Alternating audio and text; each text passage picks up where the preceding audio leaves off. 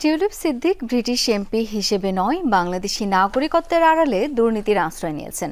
সাবেক ভূমিমন্ত্রী সাইফুজ্জামান জাভেদ সহ কয়েকজনের সম্পদ জব্দের চিঠি দিয়েছে দুদক। সংস্থাটির চেয়ারম্যানের দাবি, পাচারকারীদের সাথে সমঝোতা করে অর্থ ফেরানোর কোনো সুযোগ নেই। যুক্তরাজ্যের আদালত থেকে অনুমতি মিললে পাচার হওয়া সম্পদ দেশে ফেরানো সম্ভব। আর এটা ওইটা না, কাপড় ধোয়ার একটাই সলিউশন, চাকা all in one. Awami League সরকারের ভূমিমন্ত্রী সাইফুজ্জামান চৌধুরী জাভেদের যুক্তরাজ্য সহ বিভিন্ন স্থানে প্রায় ৬০০ বাড়ি ও ফ্ল্যাটের সন্ধান পায় দুদক। এর মধ্যে যুক্তরাজ্যের ৩৪৩টি বাড়ি, যার বাজার মূল্য ১,০২৫ কোটি টাকা। এছাড়াও ব্যাংকে ৩৫ কোটি টাকারও সন্ধান পায় সংস্থাটি। পট পরিবর্তনের পর এসব সম্পদ জব্দ করতে আদালতের মাধ্যমে আবেদন করে দুদক। সম্প্রতি যুক্তরাজ্যের যুক্তরাজ্য ন্যাশনাল ক্রাইমস এজেন্সি কিছু সম্পদ জব্দ করে।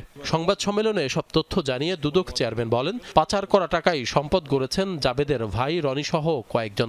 তাদের সম্পদ জব্দ করতে এবার চিঠি দিয়েছে দুদক। জাবেদ সাহেবের মোট ৫৮০টা বাড়ির আমরা সন্ধান পাই। এর মধ্যে ৩৪৩টা বাড়ি, যার আনুমানিক মূল্য বাংলাদেশি মুদ্রায় বলা যায় প্রায় ১,০২৫ কোটি টাকা। এইটা আমাদের জন্য এনসিএ ফ্রিজ করেছে। সংবাদ সম্মেলনে ব্রিটিশ এমপি টিউলিপ প্রসঙ্গেও কথা বলেন আব্দুল মোমেন। বাংলাদেশি নাগরিকত্বের আড়ালে মৎস্য খামার, ট্যাক্স ফাইলে অস্বাভাবিক সম্পদের প্রমাণ পেয়েছে তারা। সেই দুর্নীতির দায় এড়াতে বারবার ব্রিটিশ নাগরিকত্বের পরিচয় ব্যবহার করছেন বলেও অভিযোগ দুদক চেয়ারম্যানের। তিনি যতই বলুন না কেন আমি ব্রিটিশ, আমরা যখন আমাদের কাগজপত্র দেখছি তাতে তো বাংলাদেশি মনে হচ্ছে। এখন যদি আপনি অবস্থার পরিপ্রেক্ষিতে নিজের সুবিধার জন্য কখনো ব্রিটিশ বলেন, কখনো বাংলাদেশি বলেন, এটা কি সমীচীন কিনা, এটা আমার মনে হয় আপনারা এটা ভালো বিবেচনা করবেন। যুক্তরাজ্য বাংলাদেশের সাবেক হাই কমিশনার সাইদা মোনা তাসনিম ও তার স্বামীর বিরুদ্ধে ২,০০০ কোটি টাকা পাচারের অভিযোগ অনুসন্ধান শুরু করেছে কমিশন। নাম সর্বস্ব ভুয়া প্রতিষ্ঠানের নামে বিভিন্ন আর্থিক প্রতিষ্ঠান থেকে আনুমানিক ২,০০০ কোটি টাকা আত্মসাৎপূর্বক বিদেশে পাচার করেন।